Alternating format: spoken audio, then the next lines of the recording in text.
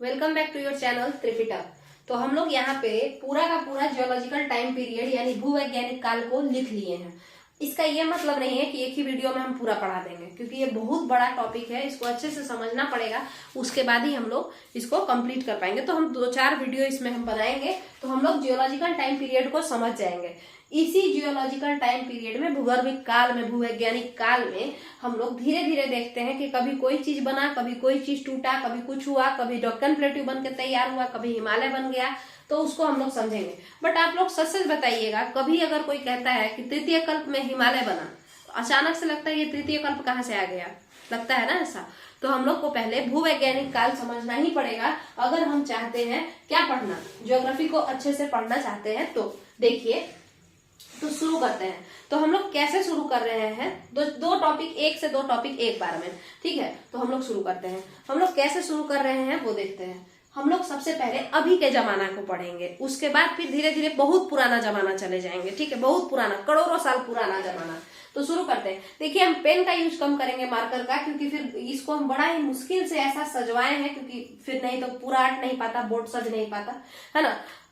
अगर हम जैसे तैसे लिखवा देते तो यहाँ पे हम लोग शुरू करते हैं। मार्कर का यूज नहीं करेंगे आप लोग, जिसपे हम हाथ रखें, जिसपे हम स्केल रखें, उस पे ही केवल ध्यान दीजिएगा। इतना बड़ा टॉपिक जो है उसको हम टुकड़ों टुकड़ों में करके समझाएंगे। आपका जियोलॉजिकल टाइम पीरियड एकदम अच्छे से क्लियर हो जाएगा। और फिर इंडियन जियोलॉजी, जो भारत का जो भूगर्भ विज्ञान है कि हिमालय कौन से काल में बना, ये आप फटाक से बता देंगे, है ना, और आपको बिल्कुल भी कंफ्यूजन नहीं होगा। देखिए, शुरू करते हैं। तो सबसे नया जो समय होता है, मैंने कुछ 100 साल को मिला दीजिए, ठीक है, कुछ सालों को मिला दीजिए तो बनता है काल, ठीक है।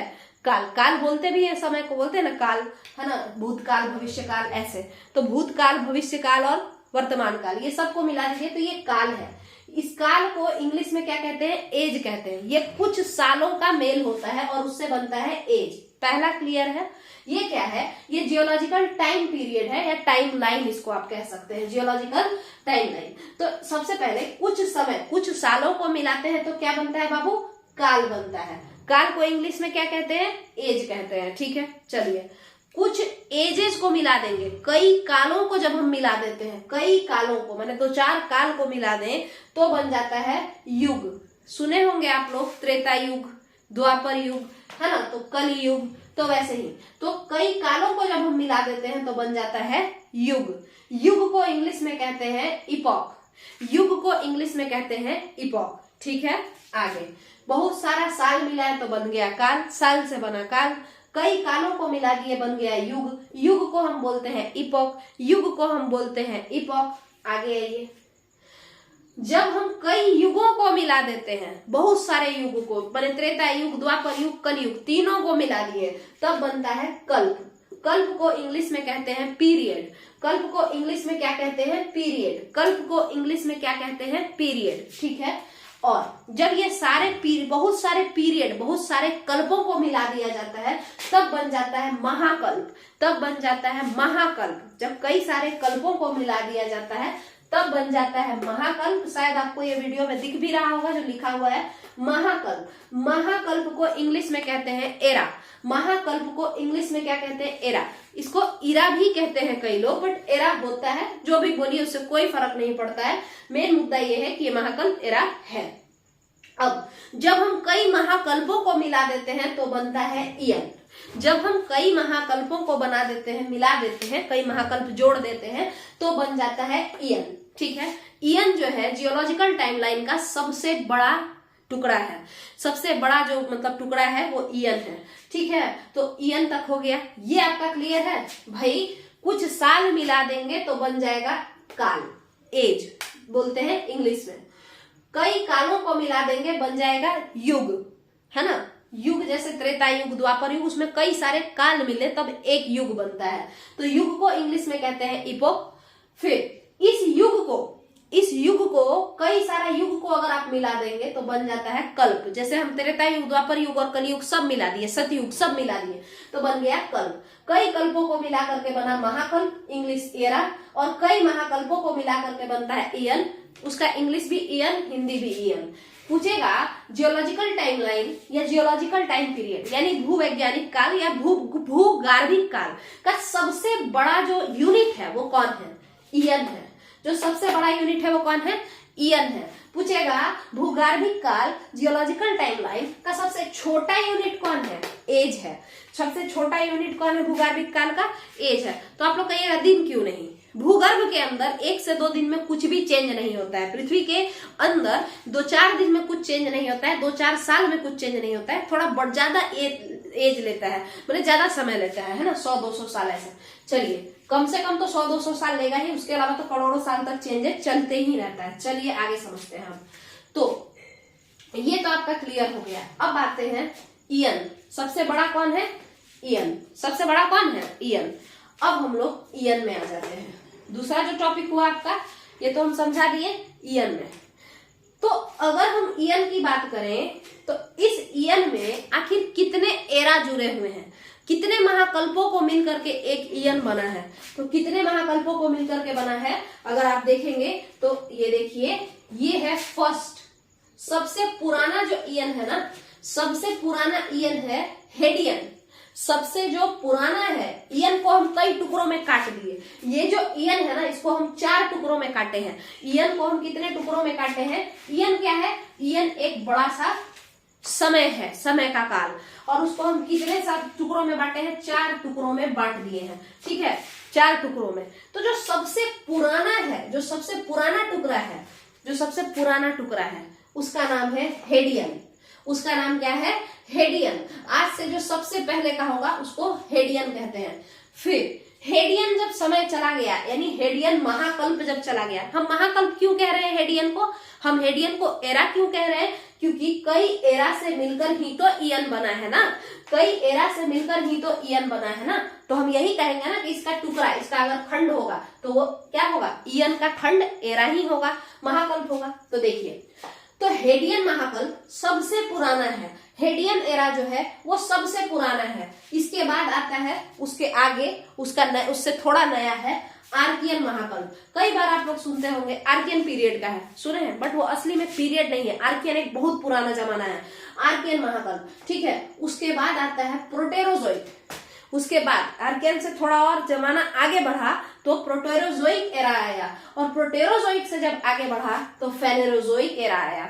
ठीक है, और फेनेरोजोइक एरा ही अभी चल रहा है। अगर आपसे कोई कहेगा कि आप किस महाकल्प में जिंदा है, तो आप कहेंगे कि हम फेनेरोजोइक महाकल्प में जिंदा है।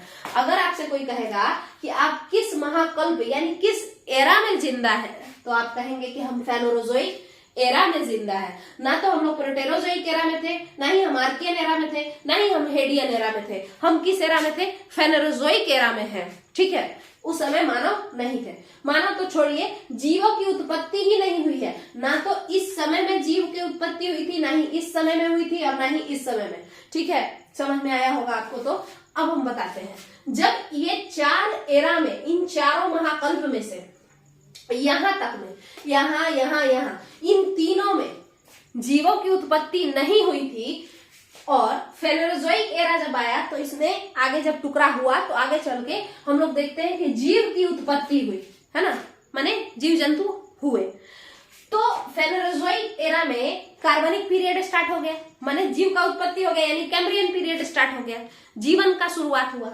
तो अगर ये है कैम्ब्रियन जमाना, तो इसके पहले का जो भी जमाना होगा, अगर ये है, ये फेनेरोजोइक एरा, फेनेरोजोइक महाकल्प में जीव का विकास या जीव की उत्पत्ति, ओरिजिन ऑफ लाइफ स्टार्ट हुआ, तो इसको हम क्या कहेंगे? इसको कहेंगे कि ये कैम्ब्रियन जमाना आ गया, कार्बनिक जमाना है, ऑर्गेनिक जमाना है, जीव आ चुके हैं यहाँ पे इस जमाने में, है ना। आगे चल के आएंगे, मगर इसके पहले जितना भी जमाना होगा, चाहे वो प्रोटेरोजोइक एरा का जमाना हो, चाहे वो आर्कियन एरा का जमाना हो, या फिर वो हेडियन एरा का जमाना हो, क्या सभी के सभी अकार्बनिक जमाना होंगे? क्योंकि जीव तो है नहीं, है ना। तो प्री कैम्ब्रियन एरा जब बोलता है, तो प्री कैम्ब्रियन एरा जब कोई इंसान बोलता है या जब कोई जियोग्राफर बोलता है, तो वो यही बताना चाहता है कि भाई या तो प्रोटेरोजोइक महाकल्प का बात कर रहा होगा, या फिर आर्कियन महाकल्प का बात कर रहा होगा, या फिर हेडियन महाकल्प या हेडियन एरा का बात कर रहा होगा। ठीक है, यहां तक का। आइए अब आगे देखते हैं। ये जो आपका, अब देखिए, इस 3 जमाने में, प्रोटेरोजोइक महाकल्प, आर्कियन महाकल्प, हेडियन महाकल्प, इस 3 जमाने में तो जीव भी नहीं थे, मानव का तो बात ही छोड़िए, जीव भी नहीं थे। तो क्यों हम इस 3 फालतू जमाने के बारे में पढ़े? हम उस जमाने के बारे में क्यों ना पढ़े जिसमें जीवों की उत्पत्ति हुई? तो हम लोग इस 3 जमाने को छोड़ देते हैं, बस नाम के लिए हम याद कर लिए हैं, हम लोग नाम के लिए याद कर लेते हैं और प्री कैम्ब्रियन, आर्कियन युग सीधे बोल देते हैं। इसमें क्या क्या आगे हुआ बाटा बूटी हम लोग कुछ नहीं किए, इस तीनों जमानों को चुपचाप से छोड़ दिए और हम लोग फेनेरोजोइक महाकल्प, जिसमें कि जीव की उत्पत्ति हुई, बाद में मानव भी आए, सभी लोग आए, तो उसी के बारे में हम लोग पढ़े, है ना। तो अब ये फेनेरोजोइक महाकल्प कितने भागों में बटा? ये फेनेरोजोइक महाकल्प कितने भागों में बटा? तो देखिएगा, ये फेनेरोजोइक जो महाकल्प है, कई सारे महाकल्पों को मिलाकर बनता है कल्प, पीरियड। कई सारे महाकल्पों को मिलाकर क्या बनता है बताइए, 1 सेकेंड रुक जाइएगा। देखिए, कई सारे महाकल्पों को मिलाकर के क्या बनता है बाबू? तो कल्प बनता है। तो आइए अब हम लोग देखते हैं कि जो इस कल्प में, जिस महाकल्प में हम लोग हैं, फेनेरोजोइक में ही है ना, क्योंकि फेनेरोजोइक के पहले तो प्री कैम्ब्रियन पीरियड है। फेनेरोजोइक के पहले जितने भी महाकल्प हुए उसमें तो जीव ही नहीं थे, मानव का तो बात ही छोड़िए, ठीक है। तो हम लोग फेनेरोजोइक महाकल्प में जी रहे हैं।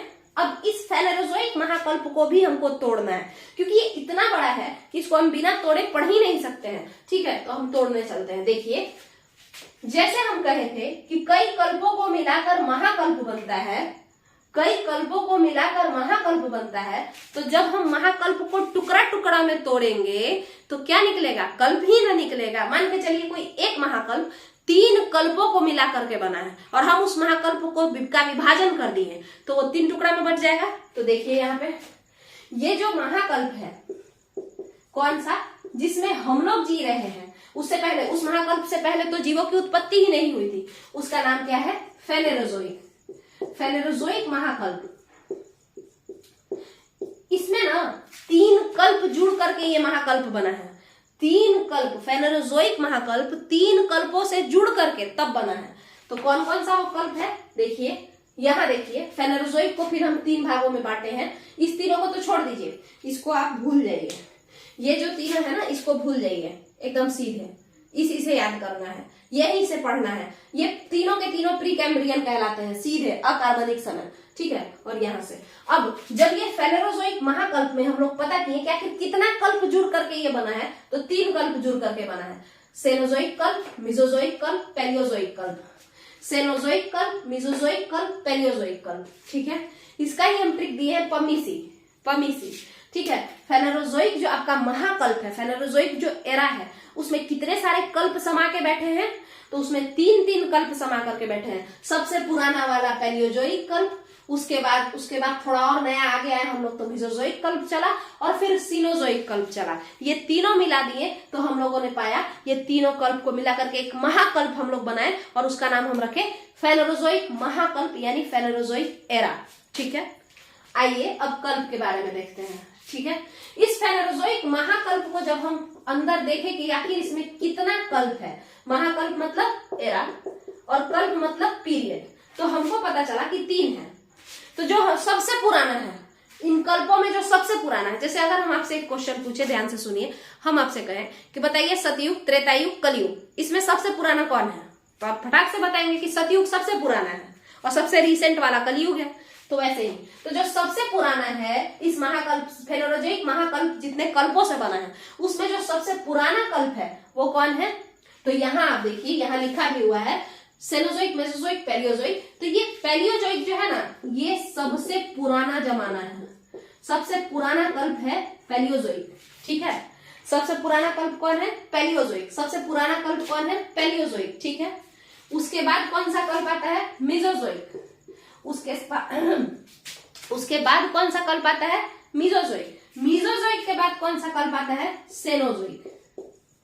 अब अगर आपसे हम पूछें कि आप किस महाकल्प में मानव की उत्पत्ति हुई, तो आप तो फटाक से कहेंगे भाई महाकल्प, फेनेरोजोइक। मगर किस कल्प में मानव था? सेनोजोइक। किस कल्प में मानव था? महाकल्प कई कल्पों से मिलकर के बना है, कई पीरियड से मिलकर के बना है। इंग्लिश में कल्प को पीरियड्स कहते हैं, पीरियड कहते हैं। चलिए, तो ये सेनोजोइक जो है इसमें मानव आया। मगर हम आपसे एक और क्वेश्चन पूछे अगर, तो डायनासोर किस कल्प में रहते थे? बताइए, डायनासोर किस कल्प में रहते थे? तो वो मीजोजोइक कल्प में रहते थे। सेनोजोइक कल्प मानवों का कल्प है, डायनासोर लोगों का कल्प नहीं है। समझ में आया? अब देखिए, ये तो हो गया आपका, हमने कल्प का विभाजन कर दिया। सबसे नया वाला कल्प कौन है? सेनोजोइक कल्प। इसी में मानव का उत्पत्ति हुआ है, इसी कल्प में। मेसोजोइक कल्प में जो मेन जानवर था वो डायनासोर लोग था, ठीक है, इसमें डायनासोर लोग का उत्पत्ति हुआ है। चलिए, इसके बाद हम लोग और कहानी शुरू करते हैं। यहां तक का हो गया। महाकल्प हम लोग देख लिए, महाकल्प के बाद हम लोग कल्प देख लिए, है ना, कल्प भी देख लिए। अब अगर हम कल्प को भी टुकड़ों टुकड़ों में तोड़ दे तो आता है युग। कल्प को भी कई युगों को मिलकर के कल्प बनता है। तो अगर एक कल्प में पता करें कितना युग है, आखिर कितना युग जोड़ के तुम कल्प बनाए हो, तो उसी को युग कहते हैं, एपॉक। तो अब हम लोग किसके बारे में पढ़ें? क्योंकि अब यहां से ये तीनों ही इंपॉर्टेंट है, ये सब इंपॉर्टेंट है। तो हम लोग आज जिसके बारे में पढ़ेंगे वो है पैलियोजोइक युग, यानी पैलियोजोइक इपॉक, ठीक है। पैलियोजोइक युग में आखिर क्या हुआ? तो देखिए, पैलियोजोइक युग ही वो समय था, पैलियोजोइक युग ही वो समय था, बाबू ध्यान से सुनिए, पैलियोजोइक युग ही वो समय था, ठीक है, जिसमें जीवों की उत्पत्ति हुई है, ठीक है। पैलियोजोइक युग ही वो समय था जिसमें जीवों की उत्पत्ति हुई है, यानी कि कार्बन, कैम्ब्रियन। ऐसा नहीं कि मानव, मानव नहीं, मानव ही एकलौता जीव है क्या? जानवर नहीं है, काई नहीं है, छोटा से छोटा बैक्टीरिया नहीं है, है ना, हर चीज। तो जो पहला जीव का उत्पत्ति हुआ है ना, वो इसी पैलियोजोइक युग में हुआ है, ठीक है। उसके पहले का जितना चीज था वो सब प्री कैम्ब्रियन था, क्योंकि जीव थे ही नहीं। बट पैलियोजोइक युग में पहली बार जीव की उत्पत्ति देखने को मिलती है। चलिए देखते हैं उसको। तो पैलियोजोइक युग हम लोग समझेंगे एक बार, उसके बाद फिर आगे बढ़ेंगे।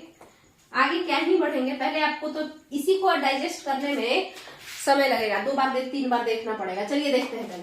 देखिए, पैलियोजोइक युग आ गया, ये किसका हिस्सा है? इसी फेनेरोजोइक का हिस्सा है, और उसके बाद फिर ये कट के बना है। फेनेरोजोइक जो कि एक महाकल्प था, है ना, उसमें कई सारे कल्प समाये हुए थे। कितने कल्प थे? तो पैलियोजोइक सबसे पुराना कल्प था, मीजोजोइक था और सीनोजोइक कल्प था। फिर हमने पैलियोजोइक कल्प को पूछा कि भाई तुममें कितने सारे युग जुड़े हुए हैं? तो वैसे तो कई सारे युग जुड़े हुए थे, बट हमारे काम का कौन सा युग था? 2 युग, एक कैम्ब्रियन युग और दूसरा कार्बोनिफेरस युग। एक कैम्ब्रियन युग और दूसरा कार्बोनिफेरस युग। देखिए, कैम्ब्रियन युग जो है आपका, कैम्ब्रियन युग, ये कैम्ब्रियन युग कब शुरू हुआ है? माने जीवों की उत्पत्ति पृथ्वी पर कब हुई, यही बात है। तो पैलियोजोइक कल्प में हुआ, ये याद रखना चाहिए आपको, पक्का याद रखना चाहिए। बीपीएससी पूछ सकता है, पीसीएस एग्जाम में पूछ सकता है, दरोगा नहीं पूछेगा, पूछ भी सकता है, कुछ कह नहीं सकते, बट बीपीएससी पूछ सकता है। तो ये जो कैम्ब्रियन युग है, ये जीव की उत्पत्ति किस कल्प में हुई है? पैलियोजोइक कल्प में। कौन से महाकल्प में हुआ है? फेनेरोजोइक महाकल्प में, इसमें फेनेरोजोइक महाकल्प में, क्योंकि उससे पहले जीवों की उत्पत्ति नहीं थी, वो प्री कैम्ब्रियन महाकल्प थे। चलिए, तो ये कैम्ब्रियन कब हुआ? पृथ्वी पे जीवों की उत्पत्ति कब हुई? आज से 550 मिलियन साल पहले। अब ये 550 मिलियन को भारतीय भाषा में कोई कहे तब ना। तो देखिए, 1 मिलियन सब्सक्राइबर अगर हो जाएगा मेरा तो 10 लाख होगा, तो 550 मिलियन अगर होगा तो कितना होगा बताइए? तो 5500 लाख, यानी 55 करोड़, है ना। 550 मिलियन अगर होगा तो 5500 लाख, 1 मिलियन में 10 लाख, तो 550 मिलियन में, यहाँ पे अगर 550 से गुना कर दे हम तो 550 और एक और 0, 5500 लाख। अब 100 लाख का 1 करोड़ होता है, तो 5500 लाख का कितना होगा? 55 करोड़। तो आज से 55 करोड़ साल पहले जीवों की उत्पत्ति पृथ्वी पर हो गई, और वो कैम्ब्रियन पीरियड कहलाया। आपको 541 मिलियन भी याद रख सकते हैं, बट ज्यादा आसान होता है 550 मिलियन, की आज से 550 मिलियन साल पहले, यानी 55 करोड़ साल पहले जीवों की उत्पत्ति जो है वो हो गई। और वो किस कल्प का समय था? तो पैलियोजोइक कल्प का था, ठीक है। उसके पहले का जो भी चीज है वो सब प्री कैम्ब्रियन है। आर्कियन युगीन चट्टाने क्या है? तो आर्कियन कहाँ है? यहाँ है। उत्पत्ति जीव का किसमें हुआ है? इस वाले महाकल्प में। तो ये प्री कैम्ब्रियन चट्टाने हैं, ठीक है। अब देखिए, जब हम लोग कैम्ब्रियन के बारे में पढ़ लिए, फिर जमाना आगे बढ़ा। आज से 550 साल पहले का एक बात है, आज से 550 साल पहले का एक बात है, और एक बात आज से 350 साल पहले का बात है। तो ये नया वाला बात हुआ ना, ये वाला बात तो नया वाला हुआ। तो वही, तो 550 साल पहले जो हुआ वो कैम्ब्रियन था, हालांकि ये 550 मिलियन है, हम 550 इसलिए कह रहे हैं ताकि हम लोग एक इमेजिन कर सकें। चलिए, और 350 मिलियन साल बाद हुआ क्या, हम लोग देखें कि कार्बोनिफेरस पीरियड के नाम से ये जाना जाता है, कार्बोनिफेरस युग कहलाता है। ये भी पैलियोजोइक कल्प का ही हिस्सा है। ये क्यों हम लोग को पढ़ना है, क्योंकि एंथ्रासाइट जो कोयला आप लोग पढ़ते हैं वो इसी जमाने का है। सोचिए कितना पुराना है वो कोयला, कितना पुराना है, क्योंकि कैम्ब्रियन तो आ चुका था, जीव आ चुके थे, तो उसके बाद कोयला बना। ये कार्बोनिफेरस जमाने का कोयला है, कार्बोनिफेरस युग का कोयला है। आज से लगभग 350 मिलियन साल पहले का कोयला है, यानी 35 करोड़ साल पहले का कोयला है एंथ्रासाइट कोयला। एंथ्रासाइट कोयला भारत में नहीं पाया जाता है, ठीक है। एंथ्रासाइट कोयला कहाँ पाया जाता है, तो यूएसए के साइड में पाया जाता है, पेनिनसिल्वानिया मिसिसिपी वाला जो रीजन है वहां पे हम लोग देखते हैं कार्बोनिफेरस पीरियड का यानी कार्बोनिफेरस युग का कोयला पाया जाता है, जो कि 35 करोड़ साल पुराना कोयला है, ठीक है। तो पैलियोजोइक जो आपका कल्प है उसमें कई सारे युग थे, कई सारे हैं, इतना ही दो ही नहीं है, बट दो हमारे लिए इंपॉर्टेंट है। और वो दो कौन कौन सा है, पहला कैम्ब्रियन पीरियड, क्योंकि कैम्ब्रियन जब जीवों की उत्पत्ति हो गई, कब हुआ भाई, आज से 550 साल पहले। मिलियन आप लोग खुद से लगा लीजिएगा। जीवों की उत्पत्ति कब हुई, आज से 550 साल पहले। और कोयला कब बन गया, 350 साल पहले। ऐसे ही याद रख लीजिएगा, आज से 350 साल पहले कोयला बना है। अरे जीव मरेगा तभी तो बनेगा कोयला, तो आज से 550 साल पहले, आज से 550 साल पहले क्या बना, जीव बना। और आज से 350 साल पहले क्या बना, कोयला बना, है ना। मर गया जीव, उसका 200 साल मरा हुआ हो गया, तब फिर कोयला बना। बट आप मिलियन जरूर लगा लीजिएगा, ये मिलियन में बात चल रहा है, ठीक है। तो पैलियोजोइक पीरियड में यही दो इंपॉर्टेंट है, ठीक है। यही दो जो युग है वो इंपॉर्टेंट है आपको पैलियोजोइक कल्प में, ठीक है। अब सोचिए कि जो ये कार्बोनिफेरस वाला है ना, ये कोयला कितना अच्छा कोयला होगा, इसका कैलोरीफिक वैल्यू कितना जबरदस्त होगा, ठीक है। मगर ये कोयला भारत में नहीं पाया जाता है, हमारे यहाँ गोंडवाना क्रम का जो है कोयला पाया जाता है, और रिसेंट जो कोयला है वो पाया जाता है, ठीक है। अभी तक में आपको पता है, अभी तक में पेंजिया बनके भी तैयार नहीं हुआ है, ये पुराना जमाना का बात है। पृथ्वी जो है एक बार में थोड़ी बनी है, ऐसा नहीं है। पहले ये लोग फैला हुआ था, फिर चिपक गया, फिर फैल गया, होता है ना कि एक बार नहीं बोलते हैं कि नाश हो गया, उसके बाद फिर से दुनिया का विकास हुआ, तो वैसा सही में केस है, ठीक है। तो अभी के लिए हम लोग पैलियोजोइक पीरियड पढ़ लिए हैं, अभी तो गोंडवाना बना ही नहीं, अभी तो पेंजिया पेंथेल्सा पे भी नहीं आए हैं। एक एक कर करके हम लोग पूरा बनाएंगे और फिर हिमालय वगैरह बना करके और आज के भारत को हम लोग दिखाई देंगे, ठीक है। तो एक वीडियो आपका यहाँ पे हुआ जिसमें हम लोग पैलियोजोइक पीरियड के बारे में पढ़ ली है। मैंने पैलियोजोइक पीरियड बोलने के लिए बोलते हैं, असली में ये क्या है, असली में जो है ये पैलियोजोइक फेनेरोजोइक महाकल्प यानी फेनेरोजोइक एरा का हाँ पीरियड ही है। कल्प को पीरियड ही कहते हैं, हाँ पैलियोजोइक पीरियड ही कहेंगे, ठीक है। बोलने के लिए हम लोग आर्कियन को भी पीरियड बोल देते हैं, बट आर्कियन पीरियड नहीं है, आर्कियन महाकल्प है, आर्कियन एक एरा है। बोलने के लिए तो कुछ भी बोल देते हैं, ठीक है। चलिए अब यहाँ पे हम लोग एक चीज देख लिए, अब अगले वीडियो में हम लोग डायनासोर का जन्म कैसे हुआ, मतलब कैसे क्या हुआ, किस काल में डायनासोर लोग रहता था और उस समय धरती क्या क्या चेंजेस आया धरती में, उसके बारे में पढ़ेंगे। क्योंकि इस वाले समय में पैलियोजोइक समय में जीवों का विकास तो हो गया, तो पहला चेंज तो ये हो गया कि जीव पहले थे ही नहीं और जीवों की उत्पत्ति हो गई यहाँ पे, है ना। कैम्ब्रियन पीरियड आ गया और उसके बाद कार्बन भी बन गया, कोयला भी बन गया, है ना। तो दो चेंज तो हो गया, मगर अब इसके आगे क्या होगा, मेसोजोइक में डायनासोर यानी बड़ा बड़ा प्रजाति देखने को मिलेगा और उसमें और भी चेंजेस आएगा, गोंडवाना लैंड बनेगा, टूटेगा, तो वो सारा चीज हम लोग देखेंगे। और उसके बाद फिर सेनोजोइक में हम लोग देखेंगे कि हिमालय बनेगा और इस वाले काल में क्वाटरनरी यानी चतुर्थ कल्प में गंगा का निर्माण होगा और मानव का यहाँ पे आगमन आपको देखने को मिल जाएगा, ठीक है। तो चलिए यहीं पे वीडियो को खत्म करते हैं, ये 3, 4, 5 वीडियो में ही खत्म होगा, आसानी से ये होगा ही नहीं।